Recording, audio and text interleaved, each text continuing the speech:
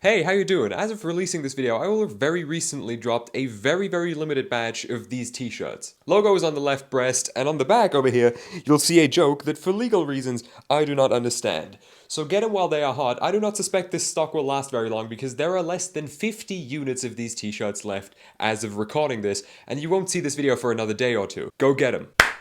Hi, today I want to have a chat with you about a topic near and dear to my heart, Washburn guitars. Recently, there's been some more talk on YouTube about Dean Guitars, what's to become of that company in the future if the company is dying, but people are still neglecting Washburn for some reason. So I welcome you to my documentary on Washburn because I think the guitar community has been sorely lacking one of those. Washburn started off as Lion and Healy back in the 1860s, and they were slowly easing their way from importing other companies' instruments to making small instruments of their own, mandolins and such. And by the very late 19th century, they'd progressed to making full-scale classical guitars. You can actually still find late 1890s Washburn classical guitars on Reverb, which I think is very cool. In 1912, the company changed their name once again to the Washburn Company. Washburn contributed a lot to guitar in its very early stage, and by the 1920s, they were already renowned for their extremely high-quality acoustics. What happens in the next couple of decades isn't particularly interesting, so let's speed it up a bit. As ownership goes, Washburn has been passed around like a bong over the years, and that started in the 1920s. In 1928, they were acquired by the Tonk Brothers Company, if I remember correctly, a fancy furniture business. And a couple decades later, in 1977, they were acquired by Fretted Industries for, brace yourself, $13,000. I'm going to put what that is adjusting for inflation on screen because I have no idea. And they promptly began production of their guitars in Japan with the help of the founder of a still very prominent Japanese company, Roland. 10 years later, in 1987, one of three owners of the company bought out one of his co-owners, changed the name yet again to Washburn International, and opened a Chicago stateside factory for Washburn's new very high-end or one-off productions. And by the 90s, and this is probably where most people's knowledge of Washburn guitars even begins, they'd gained major prominence in the rock and metal scene, working with artists like Dimebag Darrell and Nuno Bettencourt. Fast forward to late 2002, and Washburn had bought and reverse merger rolled their assets into US Music Corporation, which 7 years later they ended up selling to KMC Music. KMC, or their parent company Exertis Jam, as they are known today, or Jam Industries back when all of this actually happened, is in charge of USM and Washburn to this day. Try to keep up with all the brand names, it's not going to get any better. Washburn, even today, is still known for their quality and craftsmanship, but in most people's heads are now associated with artists like Nuno, Dimebag, and Scott Ian.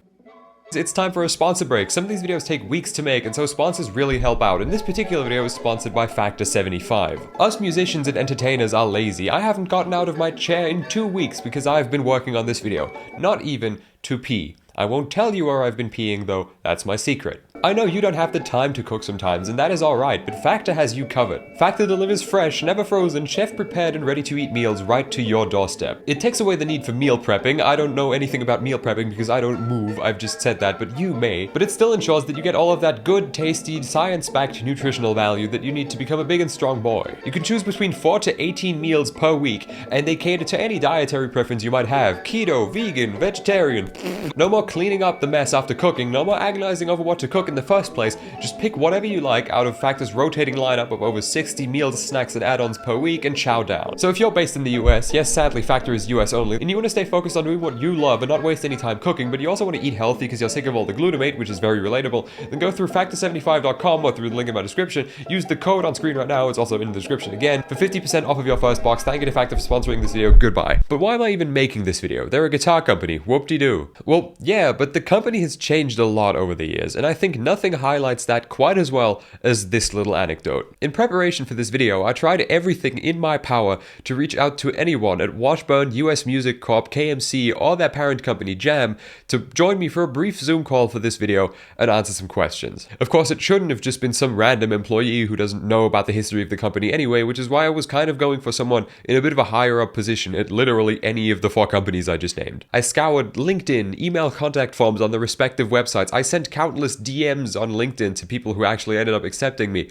I sent countless emails to different companies, different people, and I got nowhere. I sent slightly varying messages to everyone, but this was kind of the blueprint for all of them. They were all very similar to this because this very briefly and concisely explains what I was actually trying to achieve. I got through to one guy on LinkedIn like a week into trying who said he was fired from Jam 5 years ago and just hadn't updated his LinkedIn account. So that was useless, but I almost felt a glimmer of hope when someone else at Jam finally responded. It was the VP of Sales at Exertus Jam, and he introduced me via email to the brand manager of Washburn, Nick Ellingsworth, who then didn't end up responding to any of my emails. Yippee. So I asked a few fellow YouTubers, now not just any YouTubers, but people who usually will have a connection at any f***ing company that you can think of. And in response, I got, and I kid you not, does Washburn still exist? Isn't that telling? But yes, Washburn does indeed still exist, but at the same time, not really. I was able to find exactly one dealer who ships Washburn guitars anywhere near where I live, and it's gear for music, and 98% of what they offer on there are either acoustics, semi-hollow electrics, mandolins, or banjos. There is one electric bass available along with an N2 and an N4, but none of those are in stock. So funnily, just judging by what Washburn dealers have in stock these days, it kind of seems like the company has reverted back to their 1880s roots. Except that not that long ago, they released a new signature model for Nuno Betancourt, the Washburn Nelly. The least Nuno Betancourt guitar I have ever seen. No tremolo, instead it has a hardtail Telecaster bridge because it is a Telecaster, and 2 single coil pickups. What? The only thing about this guitar that does scream Nuno is the Stevens extended cutaway. And matter of fact, he doesn't even seem to be using it. Look at the Rise music video. That is an N4. Why? Probably because the guitar solo has a shit ton of whammy bar in it, and the Nelly is a Telecaster. Weird guitar.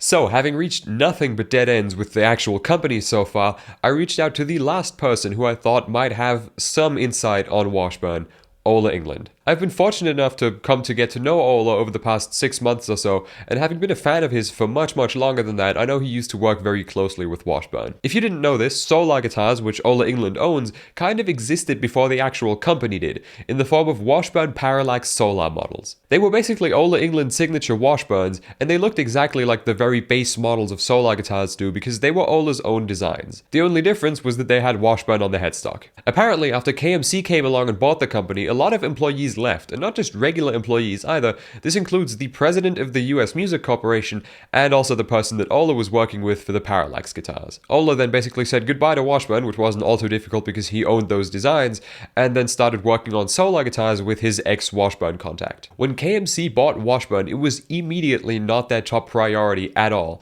Bureaucracy happened, and Washburn just kind of got put on the bottom shelf and forgotten about. And this starts to make a lot more sense if we take a look at all of the companies that KMC owns and distributes. Washburn, Hagstrom, Digitech, Rhythmtech, Monster Cables, Remo, Randall, Martin Guitars, JBL, Elixir, SE Electronics, Van Doren, Dream Cymbals, Quicklock, Lee Oscar, Ampeg, Nadel, Vic Firth, Shure, Suzuki, C80 Audio, and Lag Guitars. And those were just the very biggest companies that they own and or distribute that were named with the logo and everything on their website. There was a whole other subsection of less important companies. Now, of course, they do not own all of these companies, but they do distribute them. Some of the ones they do own include, but are not limited to, Ampeg, Hamer, Randall, Remo, Vic Firth, Ashley Audio, and for some reason, Daisy Rock Girl Guitars. They own a lot of shit, and they distribute even more shit. And I do understand that in order for a system like that to continue to work, some things need to take a back seat.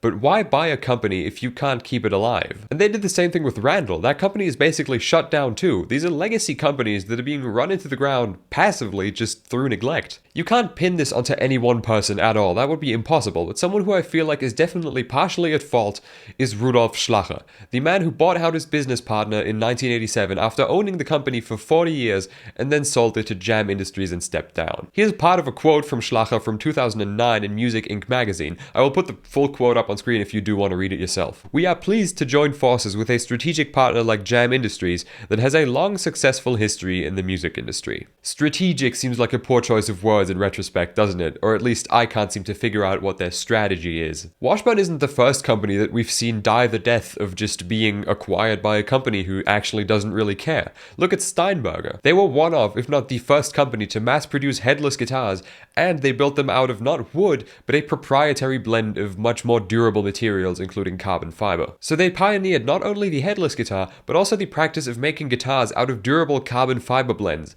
which tons of companies are doing nowadays decades later. But then, boom, 1987 rolls around, Gibson buys Steinberger, and a few years later cease production of their guitars. They make a couple of models again nowadays, but they're incredibly boring. They're made of boring cheap woods, they're like $400, and they haven't even quite kept the original Steinberger body shape. This is a regular occurrence, it's just incredibly sad. I wish someone with a real passion for making guitars and appreciation for Washburn's history and legacy would buy the company and turn it back into what it once was, but that just seems unlikely. Of course, the chances of this happening are never zero, but I wouldn't hold my breath. Maybe the next limited batch of merch I release will say bring Washburn back, who knows. So thank you for watching. I'm sad this video couldn't be longer because there was no one for me to interview, but you know, such is life. Big thanks to Factor75 for sponsoring this video. You can see the link and the code to use either in the description or on screen here right now. Also, another big thanks to all of my Patreon members. Their names are scrolling on I don't know which side of me right now. They support the channel, you should too. You get all of these benefits, weekly extra videos, and all of that. If you like this video, you can watch my most recent one somewhere up here. You can sub somewhere down there if you feel like it. I would be honored. All my social media is in the description as well. Thank you, see you, hit the bell, leave a comment, goodbye.